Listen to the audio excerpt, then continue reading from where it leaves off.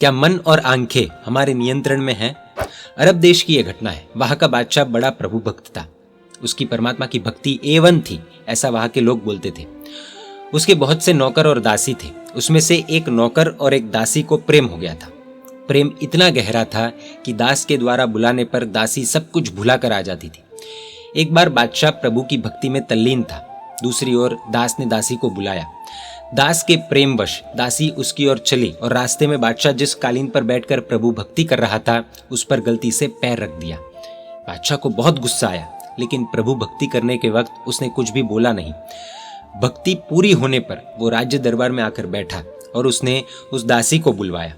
दासी, मैं तुम्हें 100 कोड़े यानी कि 100 हंटर्स मारने की सजा सुनाता हूं। पूरी बात बताकर राजा ने सजा फरमाई थी। सजा सुनने के बाद दासी जोर जोर से हंसने लगी। बादशाह ने उसके हास्य को देखकर पूछा, क्यों हंस रही हो? दासी ने कहा, मैं तो एक बादशाह की सेवा में बिना ध्यान के रही तो मुझे 100 हंटर की सजा मिली। तो मैं तो ये सोच रही थी कि आप तो प्रभु की सेवा में बिना ध्यान के रहे, तो आपको कितनी सजा मिलेगी? बादशाह उसकी बात सुनकर दंग रह गया। उसकी आंखें खुल गई। गुरु भगवंत कहते हैं कि हम प्रभु के मंदिर में जाते हैं, गुरु भगवंतों को वंदन करने के लिए उपाश्रय में जाते हैं, तब हमारा मन, हमारी आंखें कहाँ पर होती है? सोचने जैसा है। और इसीलिए आगमकारों को लिखना पड़ा कि भाव से भक्त अनन्य यानी कि एकाग्र मन वाला होता है।